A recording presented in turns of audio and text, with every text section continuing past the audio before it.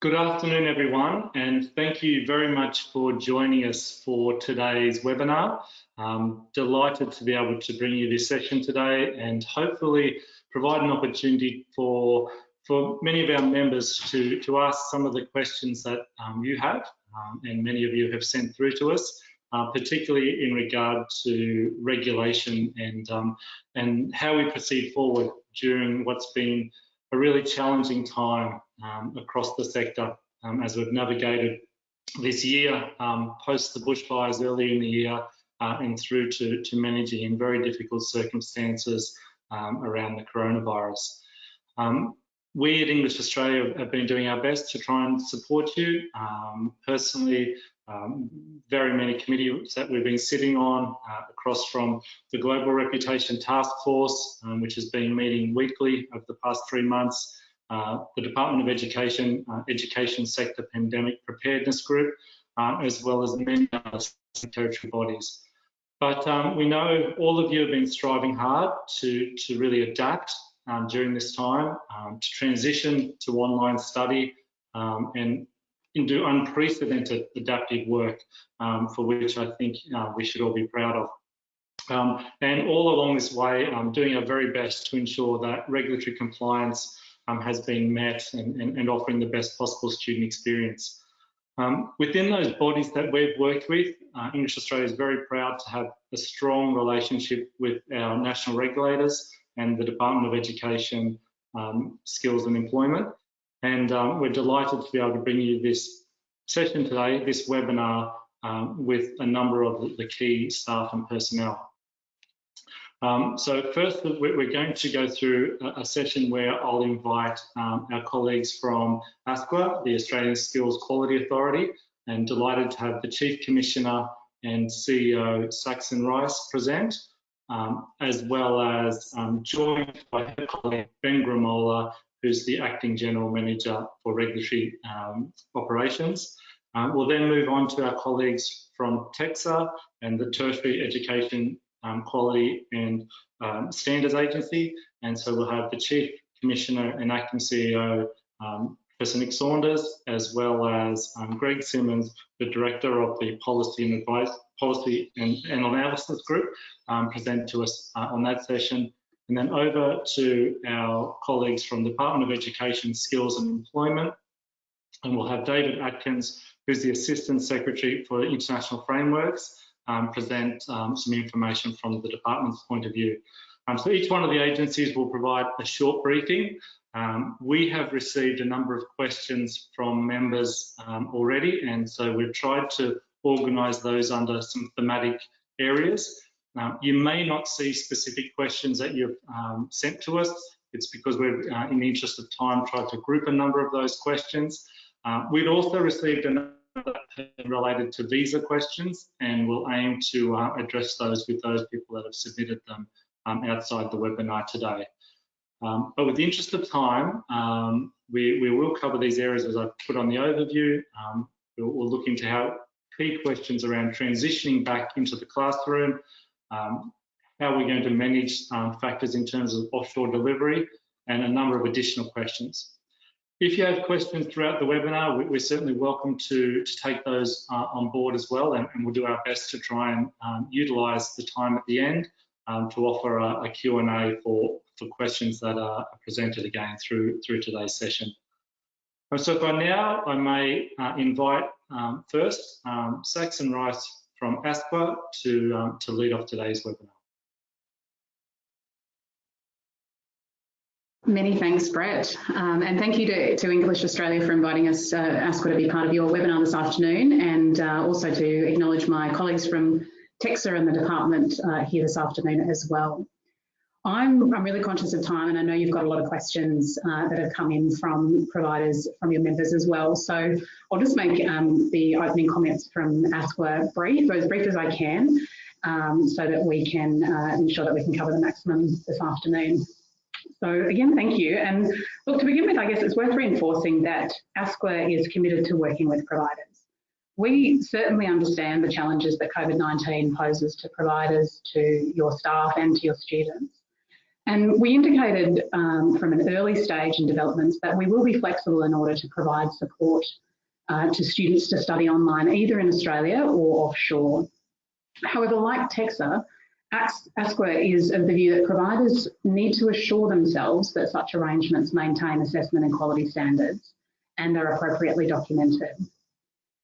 To give you a sense of some of the actions that ASQA has undertaken so far to provide support to providers during this time, these include implementing the Australian Government's decision to waive or reimburse some fees and charges for VET, ELICOS and ELICOS providers, and also accredited course owners. And this has been, the reimbursement goes back to the 1st of January 2020 and goes through in terms of waiving of fees and charges to 30 June 2021.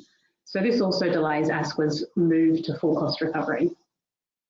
We've also published and are regularly updating frequently asked questions on our website, and this is in response to the most common queries from RTOs. So I encourage any providers that haven't yet had an opportunity to look through those on our website to do so.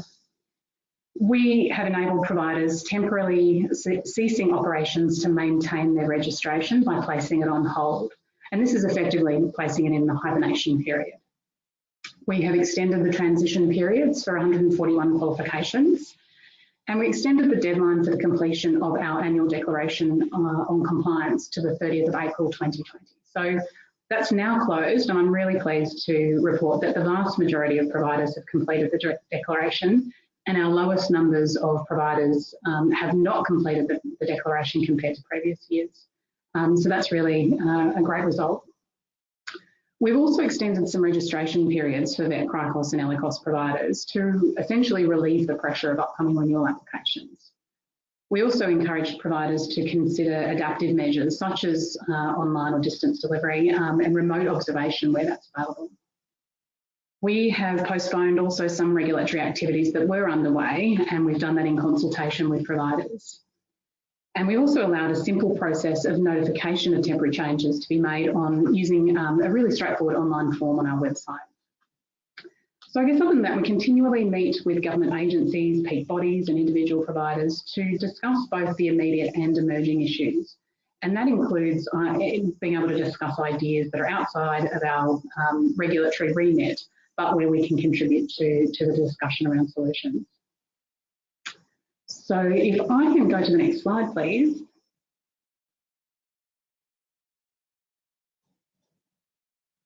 Thank you. We, as I just indicated, we have very much a commitment to flexibility and a flexible approach to regulating the sector. We are still, though, applying a risk-based approach to regulation, and we are still conducting audits. But for the time being, those desk audits are essentially desk audits. And these kinds of audits can take a little bit longer. They require more contact with providers for over a longer period of time. And that includes telephone, email, and it can also be about providing evidence at numerous points. As part of this process, though, we're also looking at some adaptive ways to cite resources and premises, and that includes things like photographs and video recordings. So we might also contact trainers and assessors directly to understand their processes. So if you are subject to a desk audit, we'll in the first instance be consulting with you as to the situation that you're currently in and whether or not that's going to be effective. But if you agree that it is, then we'll undertake it in that desk-based way, and it does involve some slightly different processes to when we undertake a site audit. We're certainly focused on supporting providers to maintain quality of training and assessment, and our flexible approach is premised on providers assuring themselves that any adaptive arrangements maintain assessment and quality standards. It certainly can't go without saying that all AQF training and assessment must meet the required quality standards, regardless of the location of the student and the mode of delivery. As I also mentioned, we are working with other Australian government departments and industry to share updated information to providers and students.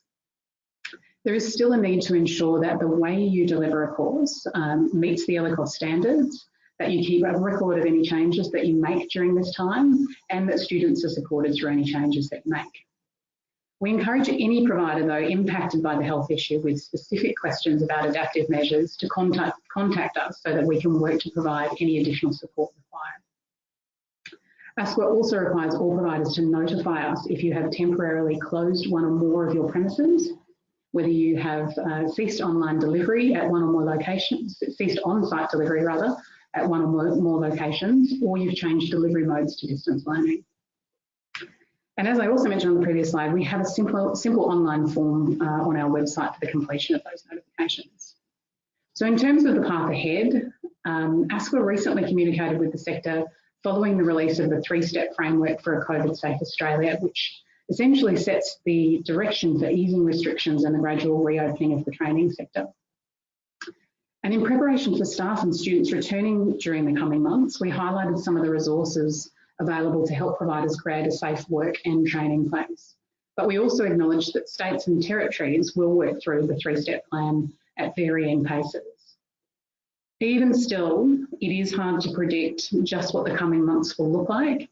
And from that point of view, we will maintain our commitment to a flexible approach to regulating the sector. We'll also maintain our support to providers through the challenges that may still lie ahead.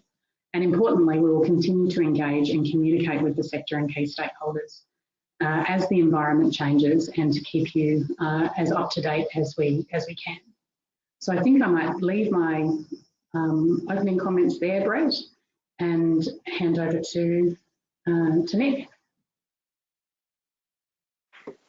Thank you, Saxon. I guess over to you, Nick. Thanks very much, Saxon, and thanks very much, Brett.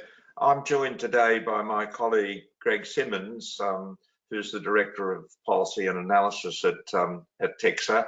And thanks to English Australia for inviting TEQSA to be involved in this webinar, and thank you all for joining us for this discussion. I only have 2 slides. The first slide, if you could pop up now, thanks, Sophie, is really just a screenshot of TEQSA's webpage that deals with COVID-19. And it's just to give you the web address if you haven't visited the site already, and I'm sure that most of you, if not all of you, will have visited the site quite regularly. We keep the site updated. I should reflect, I guess, in a moment and just sort of say Saxon's actually given the talk that I could have given for TEQSA, in the sense that we've been working very closely with ASQA, and the approaches of the 2 agencies have really been lockstep in terms of the actions that we've taken, the advice that we're providing, and the support we're seeking to give to the sector. So on that web page, you can find frequently asked questions and the answers to those. We keep those updated as best we can, certainly weekly, if not daily.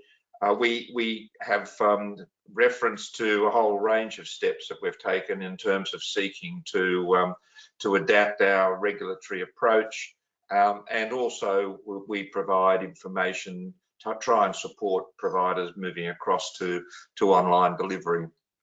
So, Sophie, if I could have the next slide, just really to touch on a few points, just to keep the discussion, my presentation short, so that we can move on to discussion. You'll all be aware that, like ASQA, TEQSA has been very flexible about the application of the national code to the online delivery for international students. And we've done that as people were grappling to move to online and support students through online delivery. And we'll be continuing to maintain that flexibility as people then transition back to on-site delivery of ELICOS programs. We can talk some more about what that means in terms of the transition back to on-site delivery, but basically we're going to be doing that with both the individual providers in mind, as well as the circumstances that the sector as a whole is facing. So we see this as being not a single switch that goes from online at the moment on site, on a particular day, but rather we'll be staggering our approach, and we will certainly try to tailor this for individual providers.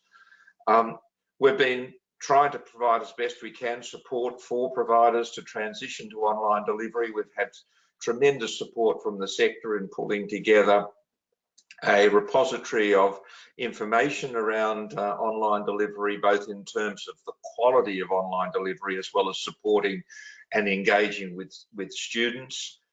That's at the moment now being supported by a weekly webinar for the next, well, we're running our third webinar tomorrow, so we're about halfway through the series. We've got 3 more to run after that on a weekly basis in consultation and collaboration with RMIT Online, who have been absolutely brilliant in terms of supporting TEQSA and the sector in terms of trying to support providers, many of whom really did not have a lot of experience with online delivery before this this quite extraordinary circumstance arrived.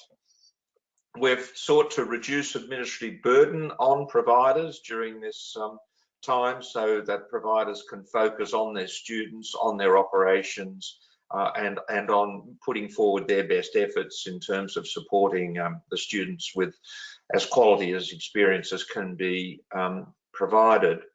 I'd emphasise here, like Saxon did, that we've reduced the administrative burden of regulation, but the regulatory burden itself continues. It's just that really the efforts are falling more on self-assurance, on providers' own mechanisms for assuring quality, and making sure that they are supporting students as well as ensuring that standards of the higher education standards framework and the standards therein are being met.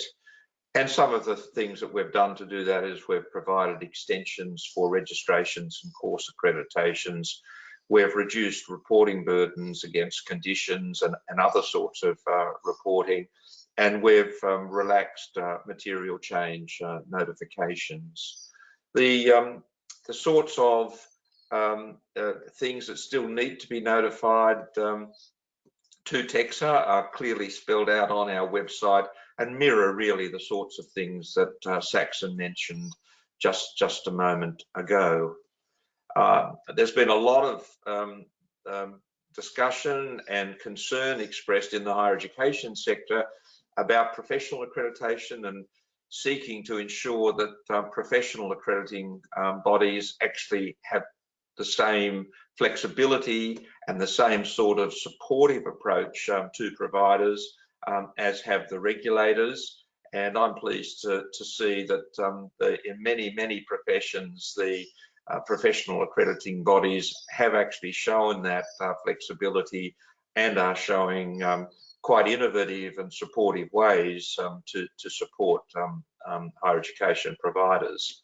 And I've mentioned frequently asked questions when I introduced that first slide, saying that we try and pick up themes that are coming in to us through contact either online or by phone, and updating our frequently asked questions section as new information is made available from government or from the peak bodies. So I think I'll pause there, Brett, and hand over now to the next speaker, David, and hopefully we'll have a chance to address the questions that your members and other participants in the webinar have been grappling with. Thank you. Thanks very much, Nick, and over to you, David. Thank you very much, Brett. Just for people who I haven't met yet, I, in the department, am Assistant Secretary for International Frameworks, and amongst other things, I oversee the administration of the Education Services for Overseas Students Act in the department and the PRISM system. If we could go to the next slide, please. Yeah, so hence international framework. So thought we'd start with a little bit of data. This is the picture in terms of, at the moment, numbers of students who are enrolled, number of students who are in Australia, number of students who are outside of Australia. I guess the point I want to make is that at the moment, 80% of students are, or primary student visa holders are in Australia. If we could go to the next slide, please.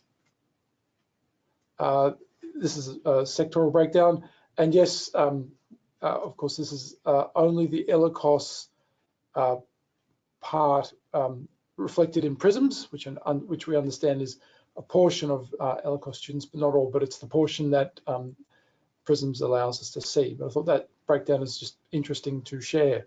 If you could go to the next slide, please. And I would, as I speak, first of all, want to acknowledge my colleagues, regulator colleagues from ASQA and TEQSA, and also acknowledge Brett, thank Brett for the invitation to join you all here, and acknowledge him as the tireless champion for the ELICOS sector that he is. Now, I've put 3 numbers up on this slide, and so those previous slides were looking at the kind of current picture. This is looking forward. So 3 numbers. The first number is 6. 6% refers to 6%, and that's in March, as of March, student enrollments were higher by 6% than March 2019. Although visa lodgement and grant numbers were lower than last year, same time last year. So that's 6%. 16%. The 16% figure refers to student visa arrivals versus last year, and they were down 16% in March compared to the same time last year. And then 200%, that refers to the number of student course variations versus the same time last year, although off a relatively smaller base. So they give us some inkling of the future, I think. If we could go to the next slide, please. So looking forward, there were 3 points, I guess, which I thought were worth flagging.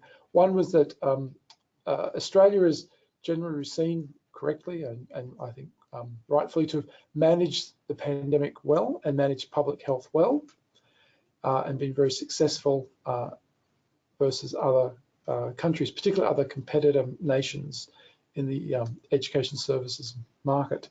That public health success was hard fought and coming up quite an impact on many sectors, including ours, reinforces Australia's reputation as a safe destination. So as we start turning towards thinking about bouncing back and recovery and what have you, we know that Australia's reputation as a safe destination has always been a big driver for students choosing Australia.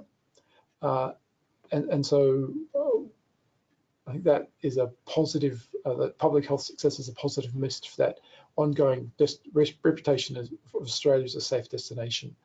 And the ESOS framework, which supports the educational quality, which is also an important part of Australia's reputation. And really much of the regulatory settings that we're talking about underpin that, that quality reputation.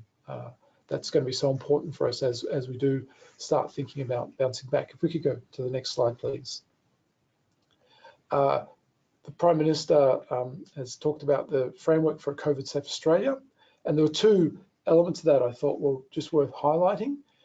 In stages 1 to 3, we see the progressive reopening of education institutions for face-to-face learning, and the resumption of international travel, the consideration of resumption of international travel is very definitely in stage 3 of those 3 stages. Now,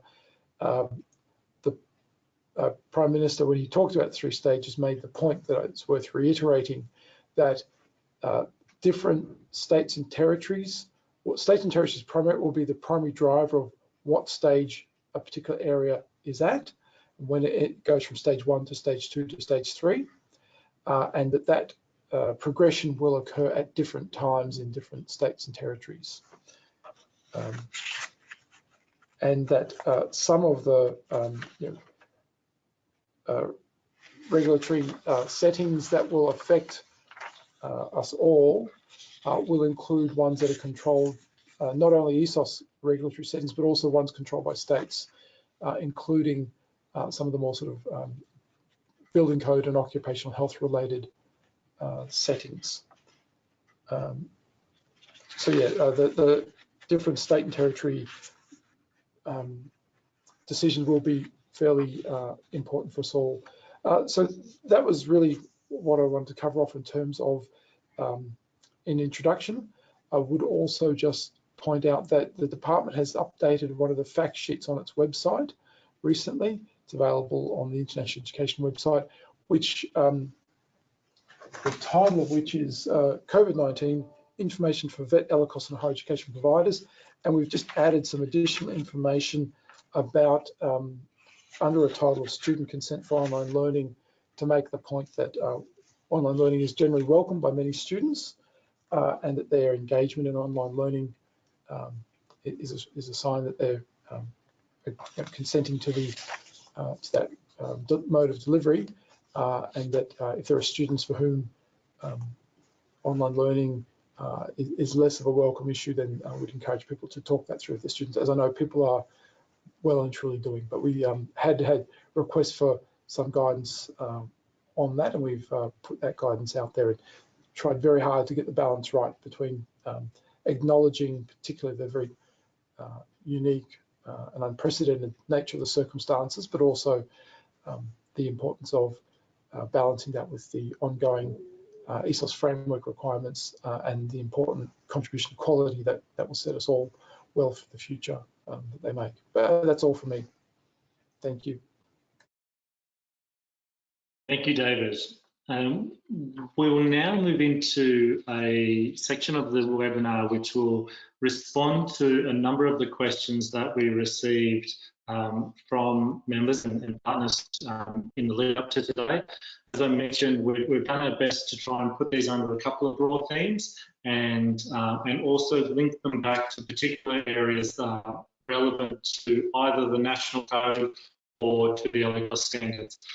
So we might just move on. We'll start to go through the questions and just spend a few minutes each to each slide. And if I could ask the colleagues from both ASQA, TEQSA and Department of Education, Skills and Employment to chime in terms of your views around it. But one of the things that came, and certainly the flexible approach has been reiterated here today from both of the regulators and the Department of Education, Skills and Employment, has been hugely welcome. And I think from a peak body perspective, it's been tremendous to see that level of support and the flexibility. Some of the questions here will give you, I guess, a bit of the tone for what people are thinking. Particularly as they grapple around this transition, parts of the domestic community, parts of the school community, for domestic students reopen, there's an element of confusion and uncertainty. So as you can see, as we look in terms of the general regulatory approach, I think you've covered off some of these pieces, but over to any or all of you around mandatory dates for returning back to the class, how this could be coordinated across sectors, and indeed for some of our member colleges that have jurisdiction or colleges across jurisdictions, are we likely to see different approaches in different states, or will there be a uniform approach? Well, I might start if that's okay, Brett, and look, just re-emphasise the points that David, Saxon and I, have made, and that is that this is an extraordinarily complicated setting that we're in. The facts that we've got sort of multiple regulators, the department, we've got states involved, which will have different timeframes for sort of bringing things back towards what it used to be like in the past. All of those things are going to interact, and in terms of any certainty, we're just as uncertain as you are in terms of exactly what's going to be happening next. So there can be, from my perspective anyway, there can't be a mandatory date where we just flick the switch. It's going to be different from state to state simply because of the rules that will be in place around the numbers of people that could gather, the transport, public transport arrangements, all those sorts of things are going to impact. What I can say with certainty, though, is that we will continue to work with ASQA and with the department and with the peak bodies like English Australia to make sure that we're tailoring our approach best suits your needs, and that would go down to the individual provider level. So in the same state, in the same city, there may well be marked differences between ELICOS providers, some of whom are ready to get back into the classroom straight away, others that are, for whatever their own specific reasons, aren't as able to do that as quickly. And we'll find a way of accommodating both those sorts of situations. Thanks, Nick. Look, I just support that from an ASQA point of view. You very eloquently outlined exactly the same view for ASQA. The only other thing I'd sort of add, I guess, is that to the extent, probably just a bit of a reassurance from an ASQA point of view, that to the extent that any of our expectations change of providers, we will certainly be communicating that and engaging with the sector around that. As Nick said, engaging particularly also with English Australia. And we will certainly maintain that, but it's too premature at this stage to be able to, or in fact even the extent to which there could ever be any kind of mandatory date. It will just be so dependent on so many different factors across each of the different states and territories, as well as obviously the circumstances for all providers. Thank you. Thanks, Nick and Saxon. I must admit there was a question which was raised around the transport point that you make, Nick, particularly with public transport and the limitations, and that, you know, it's a new challenge that providers are going to face as they aim to transition back into the classroom. So I think it's excellent to see that that's already on the radar around how different providers in different jurisdictions will be treated and have that as an ongoing dialogue. We might move into the next set of questions, please.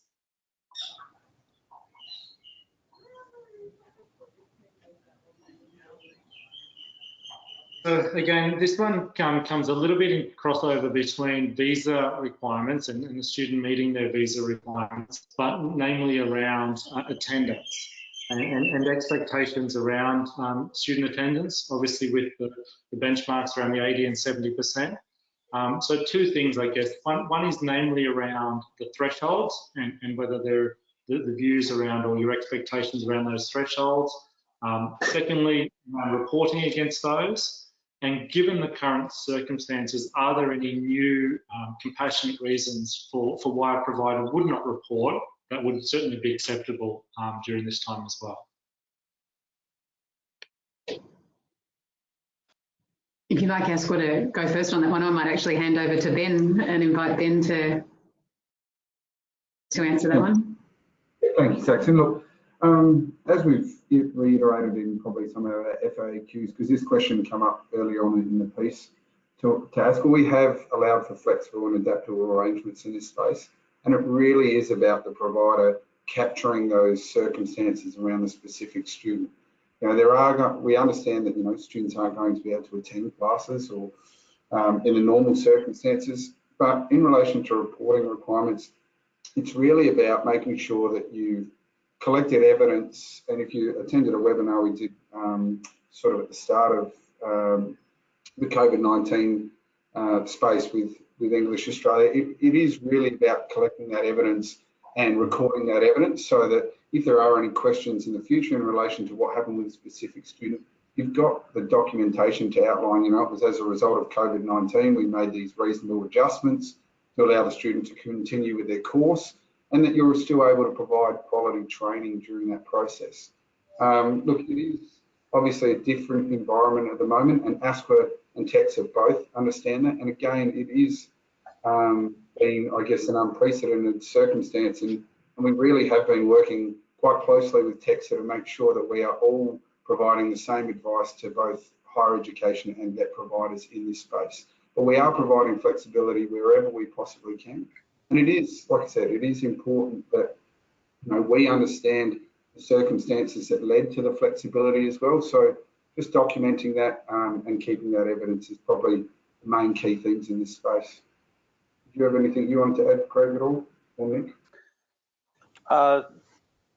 Thanks, Ben, and good afternoon, everyone. Thank you for inviting us to participate in today's webinar. Regarding attendance, I'd endorse what my colleagues are saying. certainly there's an expectation from TEQSA that providers continue to monitor attendance, albeit virtual attendance.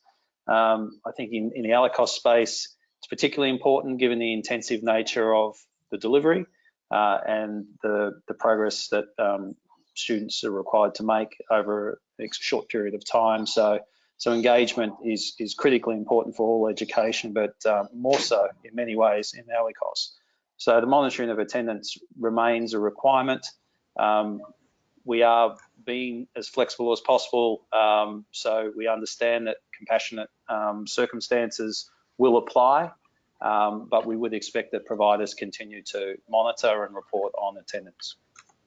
Yeah. And Brett, if I could just add, I mean, this will come through all the answers to the questions. I mean, communicate. I mean, it's nobody at TEQSA is going to hold things against a provider for seeking advice, seeking information. We're not going to draw any adverse conclusions about that. I mean, so if you're uncertain, and I'm sure I can say this for ASQA too, if you're uncertain, get in touch with us and talk with us, and we'll do our best to try and both explain our own views, but as well as that, also put that in context with the flexible approach that we're trying to adopt. Yeah, absolutely endorse that, Nick. And I might make just a further observation, just in line with some of the comments made by our colleagues. I'd just like to reassure your members, Brett, that government is taking a very tightly coordinated approach at this time. We're very cognizant of the fact that we don't want to provide mixed messages. And certainly in my time working in government, I don't think there's been a better example of very rapid, tightly coordinated government response designed to try and support your industry, your businesses and your sector. So I think you should take some heart in that, and we're very much here to support you all in these very difficult times. Thank you, Greg, and I absolutely endorse those comments. And recognise, Nick, as you noted, that there could be some common themes around the documentation, the flexibility, and that communication come through. I guess just to link into it, and Ben noted this was something that came up early in the first webinar that we held when we were transitioning through the other way onto online around the 20 hours face-to-face. And I think it's been interesting. One of the things we've been advocating as we've transitioned as well is that ELICOS is largely being taught as online teaching, not online delivery as an online course. And therefore the costs that have been involved, in transitioning, and indeed the innovation around getting that, we hope isn't all lost, throughout this process as well. But I guess this is another one that's specifically being asked around that 20 hours, given that it's a specific standard, and just views around how that can be managed, both in terms of the transitioning from face-to-face to online, be it if we do have transport issues and there's a staggered return to classes or other factors. And indeed, we've got some colleagues that are just coming to the end of their sort of study period, and it could be equally as disruptive to have them coming back into the classroom. So as we move towards, I guess on the one around the scheduled contact hours specifically. Who would you like to lead off? Yeah. In the interest of fairness, TEQSA first. Sure. So we would expect that the 20 hours contact be maintained at this time virtually. And as you said, I think providers have thought very creatively and very quickly on their feet to address this particular requirement.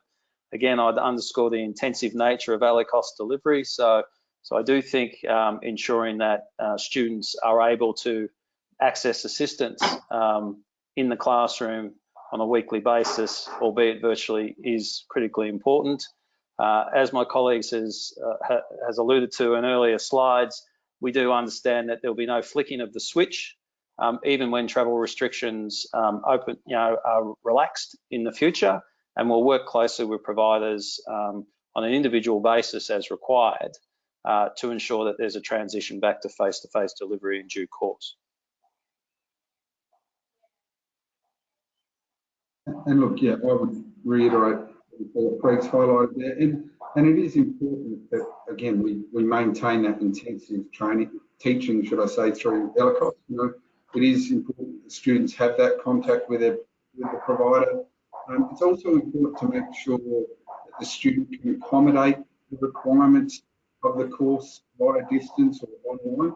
You know, there are certain students that won't be able to accommodate online, so you may have to have those discussions with students as part of that process.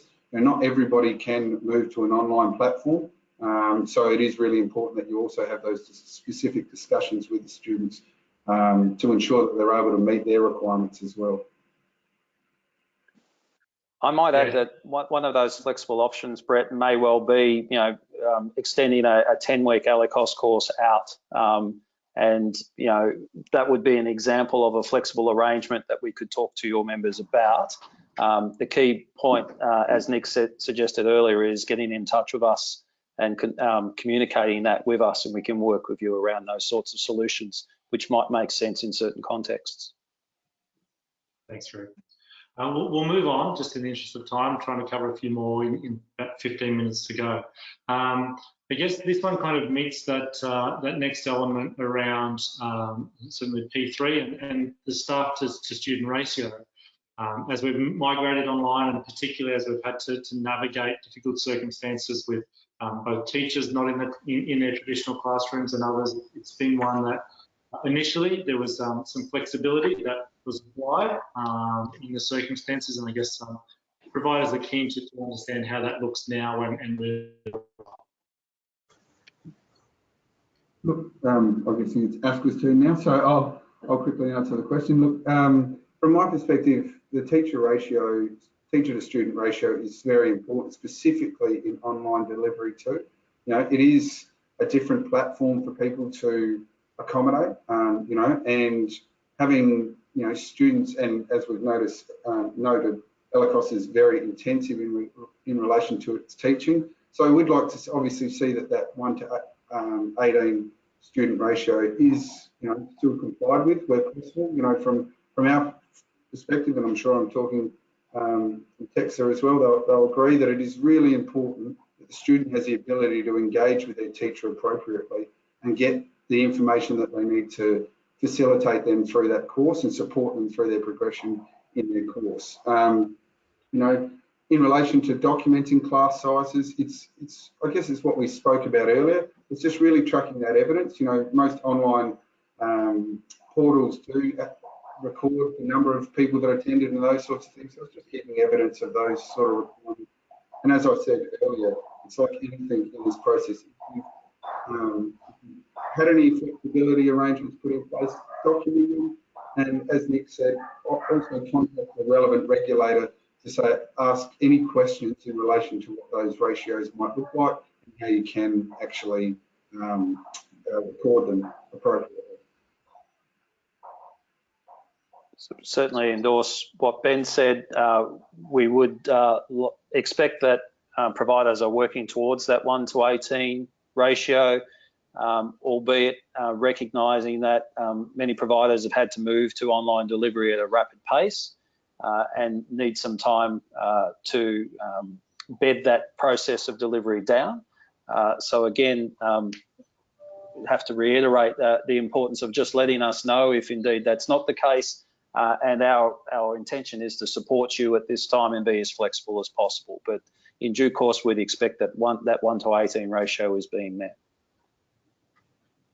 Yeah, thanks, Ray. And I think that that flexibility, as you noted, because within classes, there's been a fluctuating of student attendance and trying to manage, you know, some days we've had high student attendance and low student attendance, you know, maintaining staffing ratios. It's complex. Yes.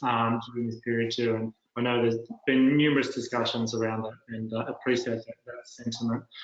Just a very quick one that came through with the 20 hours. I'll leave this on the screen, face to face. There was a question around be it 20 hours human contact, or can that be supplemented with some element of online delivery as well? It's a little bit more technical, but it's something that just came through in one of the chat questions. I thought I'd put it in while we could. So Brett, on that, I'd simply respond to, it's very difficult for us to give a blanket answer to a question like that. If there's a specific delivery model where a provider has a question, I'd encourage them to approach us directly and we can consider that. Right. Thanks, Bree. That's probably a nice segue into the next one, which is really around the record keeping, the strict planning requirements and record keeping. I mean, I think we had 10 years of innovation in 10 days in terms of moving to this online mode, and a lot of, I guess, disruption as well. But just again, just reiterating around the expectations for how regimented or how detailed the documentation needs to be, and particularly in terms of, we went on the other side of things. We've had the notification of change, moving from face-to-face to online, and will there be a similar expectation as we move back the other way? So a broad question around record keeping and a specific. Well, I mean, I just go back, I think, to what I said in the general sort of introduction, that we're looking here for providers to be able to keep their records in such a way that they can both understand their own operations in terms of the engagement with their students and the progress that the students are making and the outcomes that they're achieving in terms of language competence. So we're expecting providers to keep those records in a way that makes sense to them, and in this particular context, this difficult context that we're facing. So we are expecting appropriate documentation, but there is no template to fill out, in the sense of, we're not expecting each and every provider to document in the same way each and every episode. But if things don't go as well as you expect with a class of students, you need to understand why that is, and certainly the regulator would be expecting you to have kept satisfactory records to be able to sort of at least delve into the reasons that might sit behind that. And do you need to advise the regulator when you're returning to face-to-face teaching? Well, that in a sense is a material change. We need to understand that, and so there's no harm in letting us know. Now, there may be some more specific technical issues that sit behind this particular question, which I'm not on top of, but Brett, if there are specific issues, I'm going to pass those to Greg. So with respect to the third bullet point, Brett, absolutely.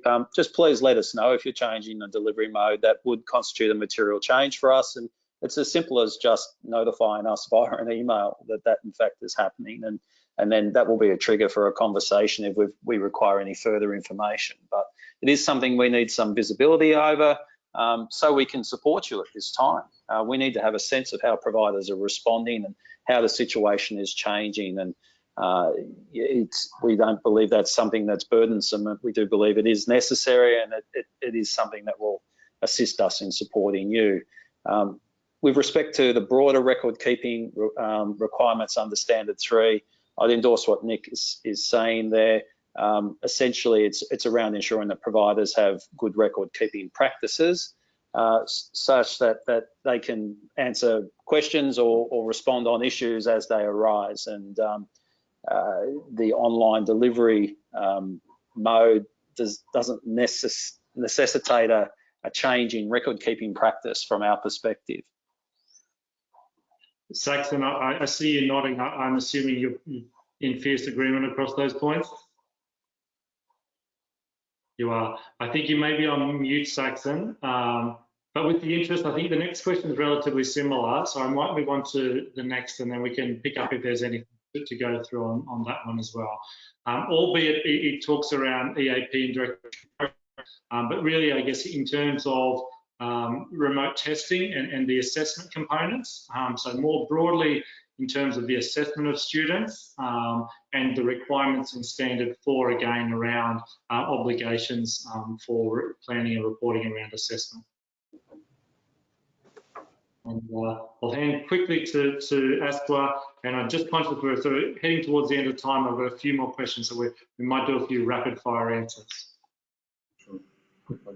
All right, well, I'll go very quickly there then. Brett, look, from our perspective, it just does come down to making sure that, you know, the expectations of our online training is that it meets the expectations of the course itself. So, you know, that there is quality training provided to the students in relation to records to be kept and, you know, what they actually look like. But to me, they'd be very similar to what was really kept prior to COVID-19 in relation to assessment records. They may be in a different format as in electronic compared to paper format, depending on the arrangements that you had prior to this. But the only other thing I will reiterate, going back to the last question, is there is a form, an online form on ASQA's website to allow to notify us of temporary changes. And that is, you know, it's very simple to do, to send it through. And if you are one of the providers that have gone into hibernation, it is critical that you notify us if you start coming back to face-to-face delivery, because we do like to know who's actually been back on, back into normal operations. So look, I'll cut it short there because I know we've got a few other questions to go. Thanks, Ben. Perhaps just specifically on assessment, Brett, we recognise that assessment can be a particularly vexed issue when delivering assessment online. We recognise the complexity of that. However, we also recognise the level of sophistication that ELICOS providers have used in their response to using technology to deliver ELICOS at this time. I think the small class sizes assist. The 4 bands of assessment does assist in terms of ensuring that there's a through line, if you like, of performance across providers. And with respect to EAP and direct entry courses, no doubt you'll be having discussions with your either vocational or higher education partners around the arrangements being made for assessment, because your partners will expect that certain things are put in place as well. So it's quite a complex issue. We acknowledge that. We also acknowledge that there's a lot of good work being done in this space at the moment. Thanks, Greg. I might move on, and sorry, David, I know we've got you there too. We haven't sort of had any of the department ones. We might be able to bring you into the fold now. So we're actually talking about ELICOS premise. I'm sure our colleagues would be happy to hand over some of the for you on some of the policy advice, and particularly it's one that's coming through time again now around social distancing. I know that there's been a move within government to not call any industry essential and only have those that are non-essential. So there's a move away from classifying essential services. And so there's a little bit of confusion, and this covers across different states around, as we transition back to the classroom, what is the requirements and what are the compliance requirements, particularly around ensuring a safe and healthy work environment and teaching environment, but social distancing is probably the theme. Yeah, and on this one, it really, the critical advice is going to be the advice from the Chief Health Officer in the state or territory. That advice will, of course, reflect shared advice coming from the AHPPC, the Australian Health Protection Principles Committee. But implementation can, as we have seen, vary by state and territory, and so really will depend upon where the classroom is located and what the specific implementation in that state or territory is. And that's one of those, what we call joys of the Federation.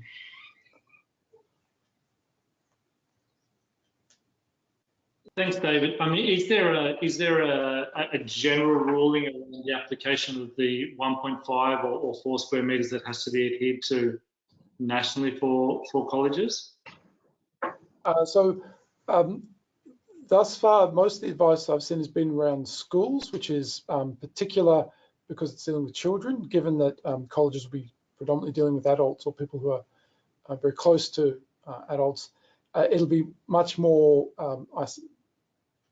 more likely to be a bit more like following the advice that universities and vocational education providers will have, we imagine, as campuses look to reopen. So I think there's a bit of a watch this space on this one, and let's see what the sort of campus type guidance looks like, and what different, if there's any variation by state or territory. But, you know, if people are planning on 1.5 metre basis is probably no bad thing to think about as an initial version.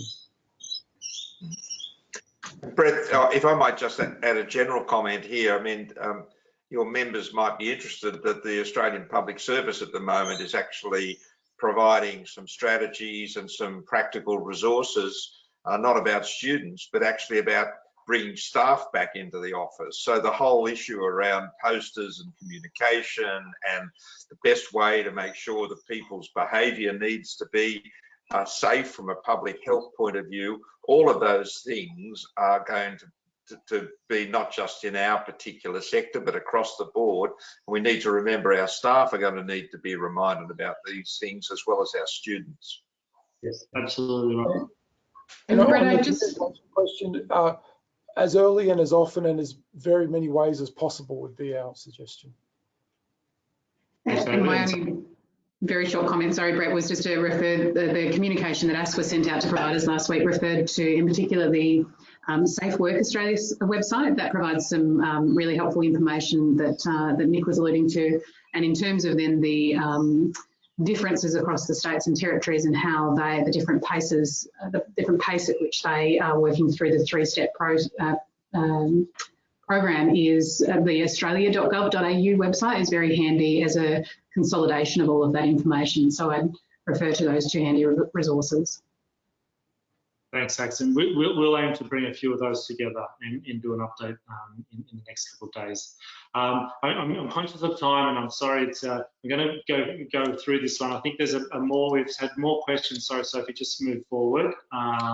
Not to stop on the student one, but we've had a lot of questions come through on offshore delivery, and if I may just take a couple of last-minute overtime around offshore delivery, and particularly in the mixed mode, as we've got current students studying offshore, but also the potential of recruiting students to do English language study while still overseas. And obviously business continuity is a major factor, and until travel restrictions are lifted, colleges are looking at what opportunities are available in teaching offshore. So I just want to put this on the table if I could, with the interest of time. Well, David, I think mentioned the work that's been done recently about this, the fact sheet and things. So, and I know Greg's been engaged in those discussions. So perhaps we should turn to David and in the first instance to sort of answer that question, those questions. Thanks, Nick. Very happy to start. I might start sort of on the right-hand side of the page a bit, because I think in some ways that's, to me, the meta question: when does the ESOS framework apply? And I guess the old policy line is it depends, but in this case it depends upon if the intention is to study on shore, and a good marker of that would be if the student enrolment is in PRISMs. The point of the PRISM system is to lead through to visa application and people coming on shore, and so that's probably a fairly good marker of whether the ESOS framework applies, is whether someone's in PRISMs. It will depend a bit upon individual circumstances, that said. Until such time as travel restrictions are lifted, then I think the sort of current situation will continue where people will have to be teaching offline or in some mixed mode for a while, even as domestic students who are already based domestically, progressively will be able to go into classrooms as sort of stages 1 and 2 progress. But until the travel restrictions part is addressed, then I think we are in a situation of some sort of mixed mode for a while. And as has been foreshadowed on this call a bit earlier, even once travel restrictions are lifted, I wouldn't foresee that as being an immediate move to how things were. It would have to be a graduated one, because it will take a bit of time for people to be able to get here, things to be able to get back to normal, etc., etc. And we'll still have to, all that time, there'll be an overlay of what's the public health situation and what's the public health advice saying. The Prime Minister and the Chief Medical Officer made clear that as relaxation occurs, from time to time there'll be reversals. We hope they'll be small and few, but we'll have to keep an eye on that as well. So we are in for a situation of some ongoing uncertainty that we'll all just have to sort of work to manage together, as we've been managing with this current long period of uncertainty, by taking a flexible approach and looking at what's practical and sensible in circumstances. And that will be what we'll continue to do, I think. Any other specific? Have a go next, or David, do you want to continue? No, well, I think that sort of starting right, that really frames everything I'd say about the other questions. We're gonna have to see how it goes, but we are I think living with a mixed mode of things for a while as we progress towards normalisation. And Greg? Sure. So I'll just underscore how David started the question. The answers to these questions really depends on the individual scenarios we're looking at, and there are a number of different scenarios that might apply.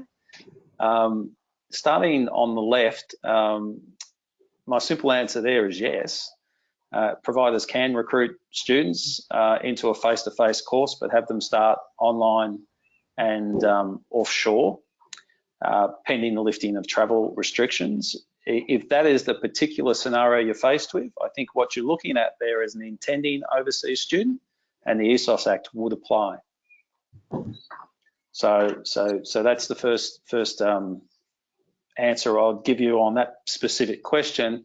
Notwithstanding that, we do recognise that providers can set up for offshore delivery, and if an ELICOS operation was designed solely for offshore delivery, the ESOS Act would not necessarily apply for all students.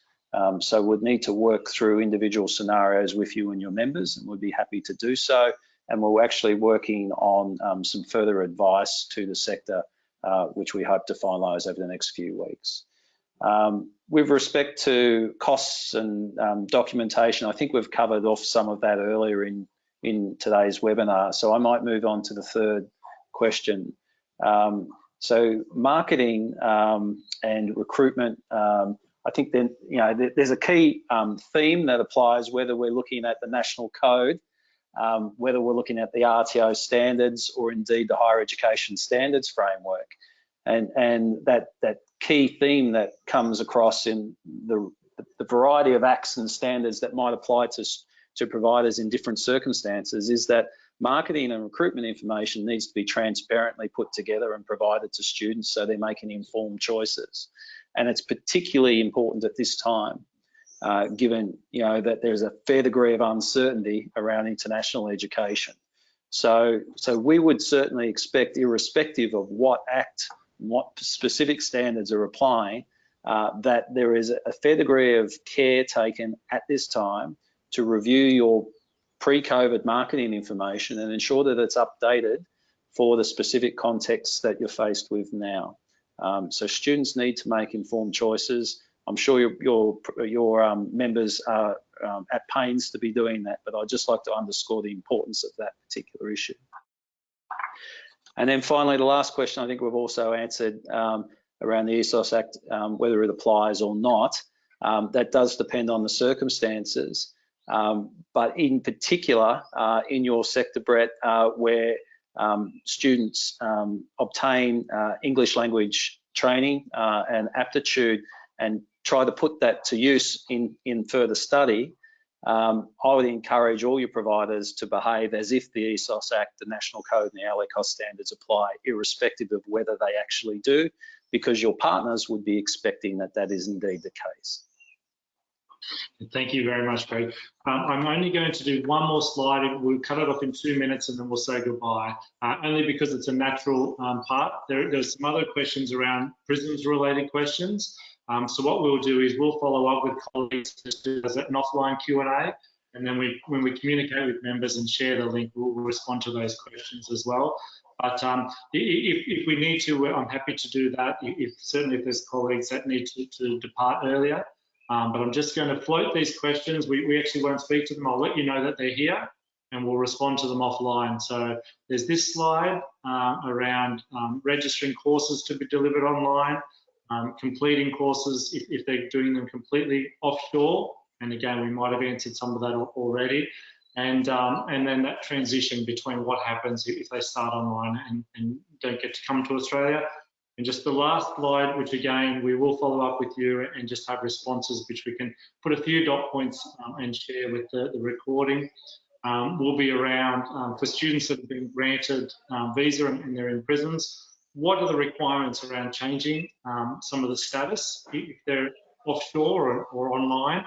And again, more technical in terms of if they've returned and withdrawn home. So I just wanted to because we had obviously the input from members around these questions, I just wanted to make sure that they were visual, and we'll commit to coming back to you on those from each of you and to members afterwards. I do realise it's past its scheduled time now, and we've had a fantastic number of people register for today.